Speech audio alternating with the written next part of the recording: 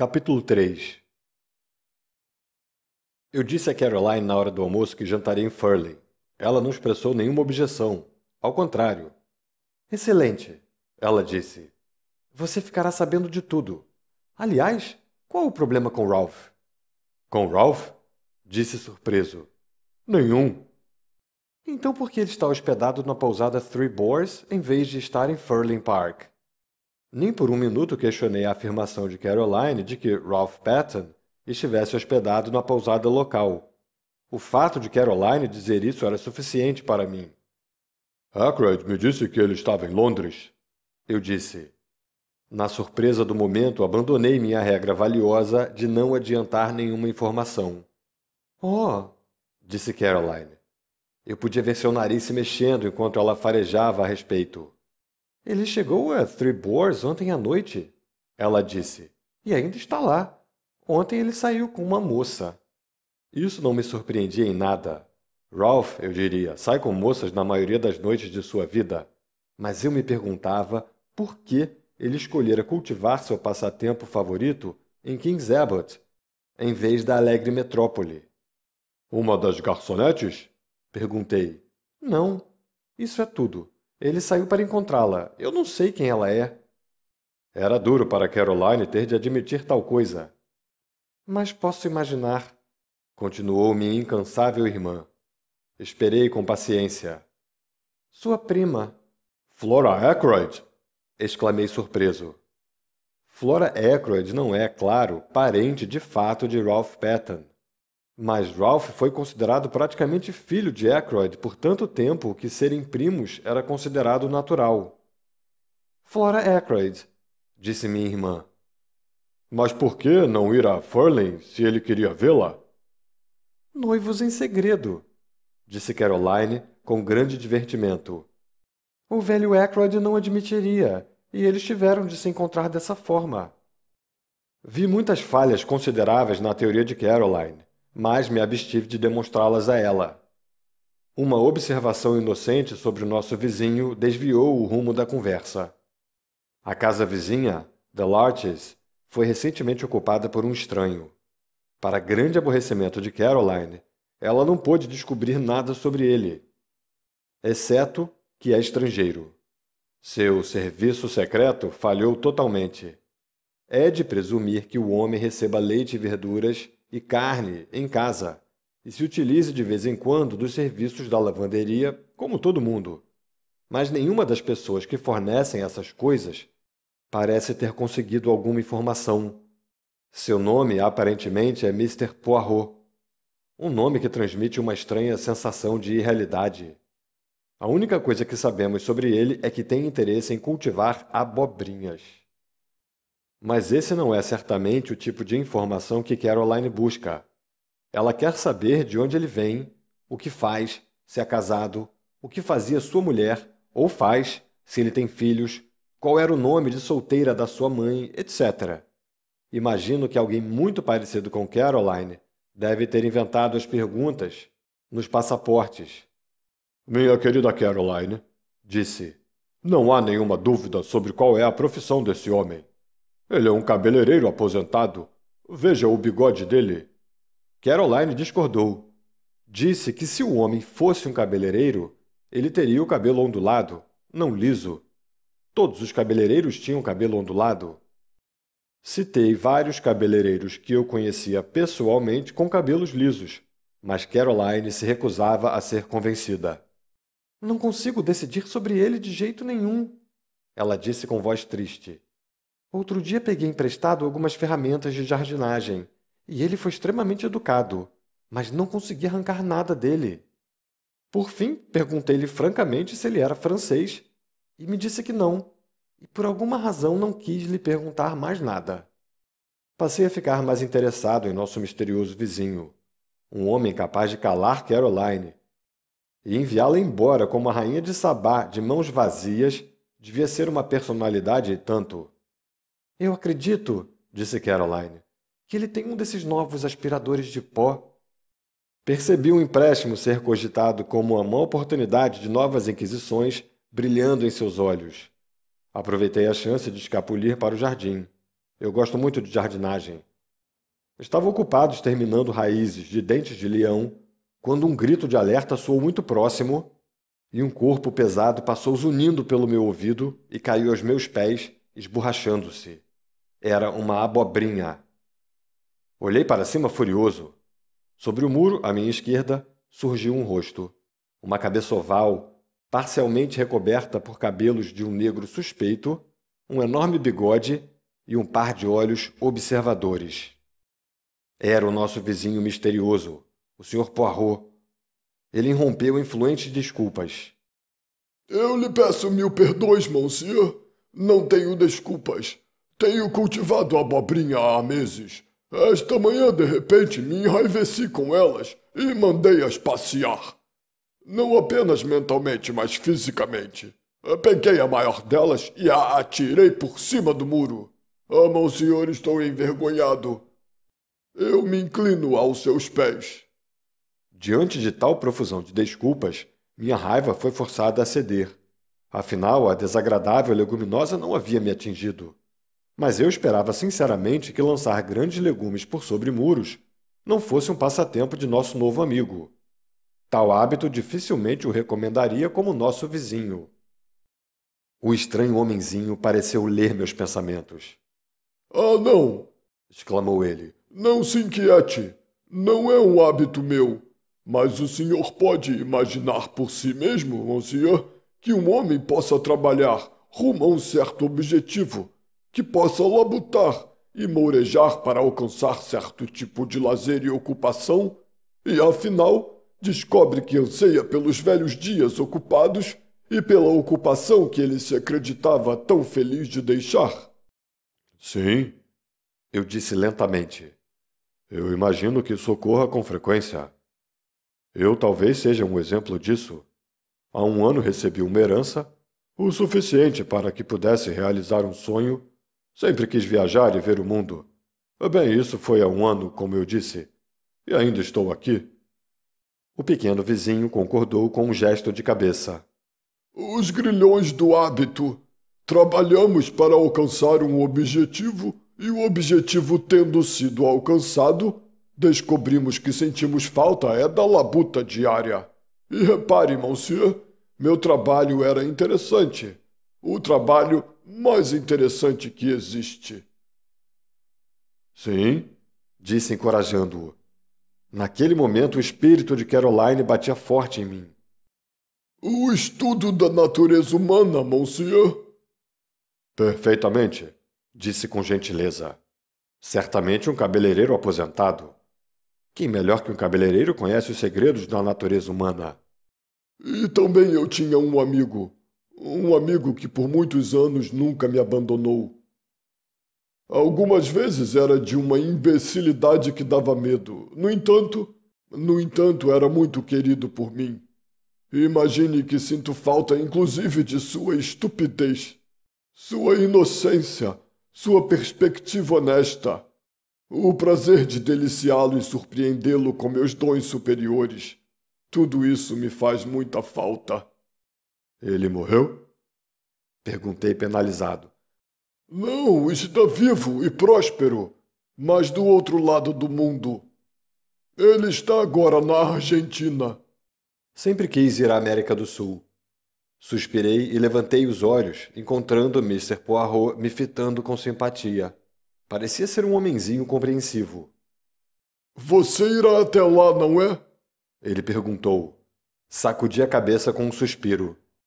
Eu poderia ter ido, eu disse, há um ano.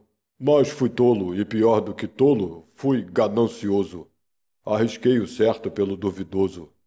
Eu compreendo, disse Mr. Poirot. O senhor especulou na bolsa? Sacudi a cabeça lastimosamente, mas, apesar de tudo, intimamente, me divertia muito. Esse homenzinho ridículo tinha um ar tão solene. Não teria sido no Porcupine Oil Fields?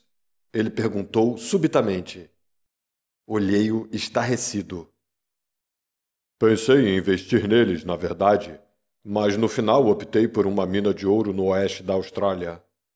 Meu vizinho me olhava com uma expressão estranha que eu não entendia. É o destino, ele disse afinal. O que é o destino? Perguntei irritado.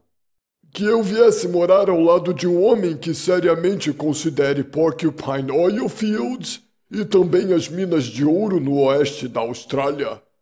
Diga-me, você também tem uma queda por cabelos castanho-avermelhados? Olhei-o boquiaberto e ele explodiu em uma gargalhada. Não, não sofro de insanidade, relaxe. Foi uma pergunta tola que fiz a você, pois veja, o meu amigo sobre quem lhe falei era jovem, um homem que acreditava que todas as mulheres eram boas, em sua maioria bonitas. Mas você é um homem de meia idade, um médico, um homem que conhece a loucura e a vaidade da maior parte das coisas desta nossa vida. Bem, somos vizinhos. Eu peço que aceite e ofereça à sua extraordinária irmã minha melhor abobrinha. Abaixou-se e com um floreio me ofereceu um enorme espécime que aceitei devidamente com o mesmo espírito com o qual me foi oferecido. Realmente, Disse o homenzinho com satisfação. esta não foi uma manhã desperdiçada. Conheci um homem que em alguns aspectos lembra meu amigo distante. Aliás, gostaria de lhe fazer uma pergunta. Sem dúvida você conhece cada um nesta pequena vila. Quem é o jovem com cabelos e olhos bem escuros e um rosto bonito? Ele caminha com a cabeça jogada para trás e um sorriso relaxado nos lábios. A descrição não deixou dúvidas. Deve ser o capitão Ralph Patton. Respondi devagar. Eu já não o teria visto por aqui antes? Não, ele não vem aqui há algum tempo. Mas ele é o filho adotivo, melhor dizendo, do Mr. Ackroyd de Furling Park. Meu vizinho fez um leve gesto de impaciência. Claro, eu devia ter imaginado. Mr. Ackroyd falou sobre ele várias vezes. Conhece Miss Ackroyd? Perguntei com certa surpresa. Mr. Ackroyd me conheceu em Londres, quando eu trabalhava lá. Pedi a ele que não contasse nada aqui sobre minha profissão. Entendo. Eu disse bastante divertido por esse sinal, como eu pensara, evidente, de snobismo. Mas o homenzinho prosseguiu com um sorriso afetado. É melhor parecer incógnito. Não anseio por notoriedade. Nem sequer me preocupei em corrigir a versão local do meu nome. Realmente, eu disse sem saber bem o que mais dizer. Capitão Ralph Patton. Murmurou pensativo Mr. Poirot. E ele então está noivo da sobrinha do Mr. Ackroyd, a charmosa Miss Flora. Quem lhe contou? Perguntei muito surpreso. Mr. Ackroyd, há cerca de uma semana. Ele está muito satisfeito com o noivado. Há muito desejava que alguma coisa assim acontecesse. Ou foi o que eu entendi. Acredito inclusive que ele tenha feito alguma pressão sobre o jovem. Isso nunca é sábio. Um jovem deve se casar com quem lhe agrada, e não para agradar ao padrasto de quem espera receber uma herança. Fiquei completamente perturbado.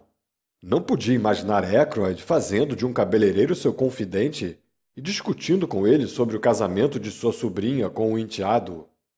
Ackroyd é amável e cordial com as pessoas de classes inferiores, porém tem um senso bastante grande de sua própria dignidade. Comecei a achar, afinal, que Poirot não poderia ser um cabeleireiro. Para disfarçar minha confusão, disse a primeira coisa que me veio à mente.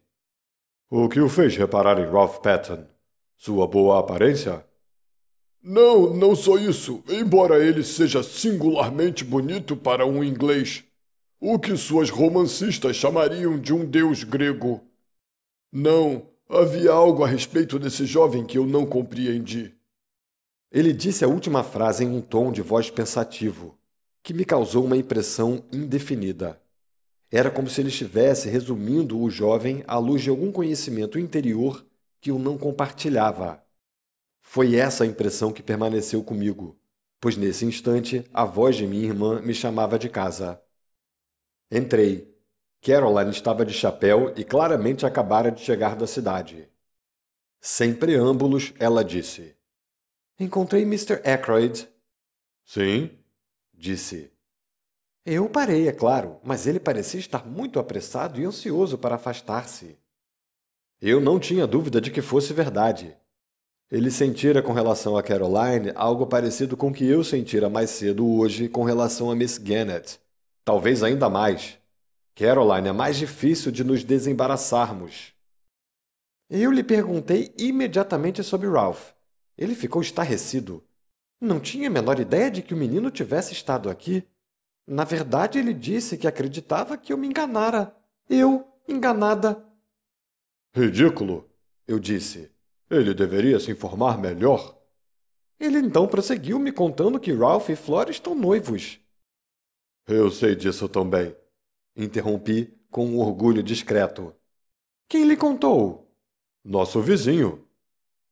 Caroline oscilou visivelmente por um segundo ou dois, como uma bola de roleta pode vacilar entre dois números. Mas, afinal, decidiu-se por não aceitar a atraente tentativa de desviar o rumo da conversa. Eu disse ao Mr. Ackroyd que Ralph estava hospedado na Three Boars. Caroline, eu disse, você não considera nunca que pode causar muito dano com esse seu hábito de repetir tudo indiscriminadamente? Bobagem, disse minha irmã. As pessoas precisam saber das coisas. Eu considero meu dever contar a elas. Mr. Ackroyd ficou muito grato a mim. E então? Eu disse, pois claramente ainda havia mais.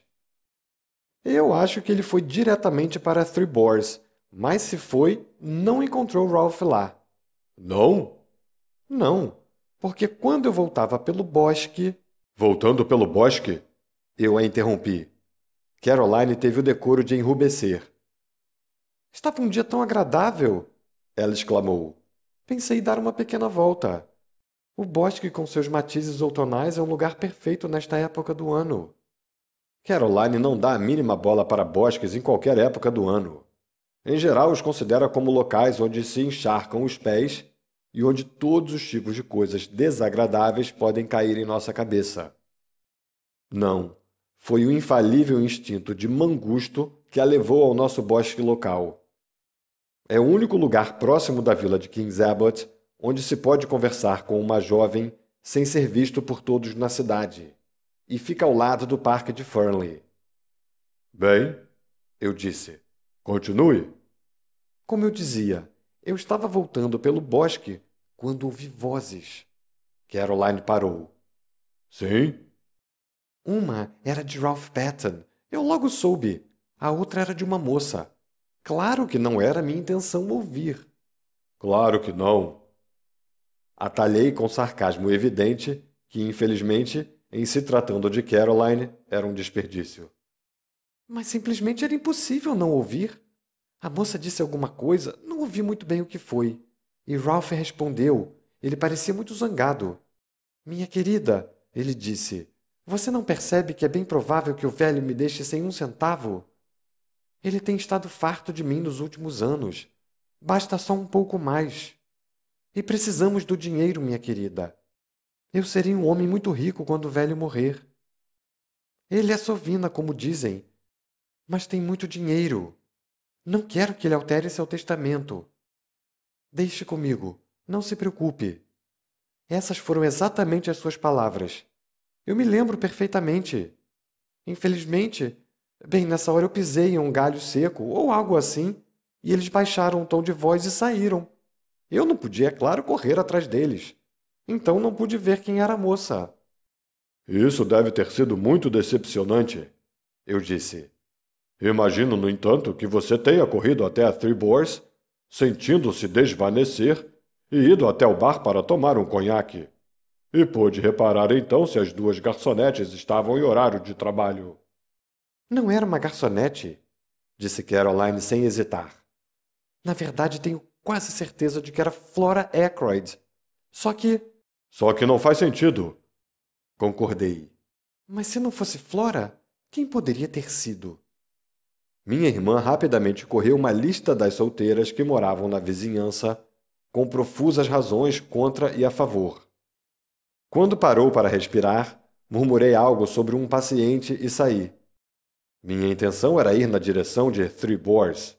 Era provável que Ralph Patton já tivesse retornado a essa altura. Eu conhecia Ralph muito bem, melhor talvez que qualquer outro em Kings Abbot, pois eu conhecera sua mãe antes de ele existir, e, portanto, entendia muita coisa dele que a outros confundia. Ele era, em certa medida, a vítima da hereditariedade. Ele não herdara a propensão fatal de sua mãe para a bebida. No entanto, havia nele um traço de fraqueza. Como declarara meu novo amigo esta manhã, ele era extraordinariamente bonito. Mais ou menos 1,85 de altura, perfeitamente proporcional, com a graça natural de um atleta, moreno como sua mãe, com um belo rosto bronzeado sempre pronto a abrir-se em um sorriso. Ralph Patton era um desses nascidos para encantar com facilidade e sem esforço. Ele era autoindulgente e extravagante, sem respeito por nada nesta terra, mas, no entanto, era amável, e todos seus amigos lhe eram devotados. Será que eu poderia fazer alguma coisa pelo menino? Achava que sim. Ao perguntar na Three Boars, descobri que o capitão Patton acabara de chegar. Subi ao seu quarto e entrei sem anunciar. Por um instante, lembrando do que tinha ouvido e visto, fiquei em dúvida quanto à minha recepção, mas minhas apreensões eram infundadas. — Oh, é Shepard! Que bom vê-lo! Ele se aproximou para me cumprimentar, com a mão estendida, um sorriso radioso iluminando seu rosto. — A única coisa que tenho prazer em ver nesse lugar infernal. Levantei as sobrancelhas. — O que o lugar tem feito? Ele riu aflito. — É uma longa história. As coisas não têm ido bem para mim, doutor. Mas aceita uma bebida? — Obrigado, eu disse. — Aceito. Ele apertou a campainha e, retornando, jogou-se em uma poltrona. — Para dizer a verdade, ele disse com ar sombrio, estou em uma encrenca danada. Na verdade, não tenho a menor ideia do que fazer agora. — Qual é o problema? Perguntei com simpatia. — É meu abominável padrasto. — O que ele fez? — Não é o que ele já fez, mas o que provavelmente fará. A campainha foi respondida e Ralph pediu as bebidas. Quando o homem se foi, ele se sentou curvado na poltrona, franzindo as sobrancelhas. — É realmente grave? Perguntei. Ele fez que sim com a cabeça. — Estou totalmente contra isso desta vez, ele disse seriamente. O tom de gravidade, incomum em sua voz, me indicava que ele dizia a verdade. Era preciso muito para deixar Ralph sério. Na verdade, ele continuou, não consigo vislumbrar meu futuro. Não consigo mesmo. Se há algo que eu possa fazer por você, propus com firmeza. Mas ele sacudiu a cabeça com determinação. É generoso da sua parte, doutor, mas não posso deixá-lo se envolver nisso. Preciso dar uma cartada sozinho. Ele ficou em silêncio por um instante e depois repetiu em um tom de voz ligeiramente diferente. Sim, preciso dar uma cartada sozinho.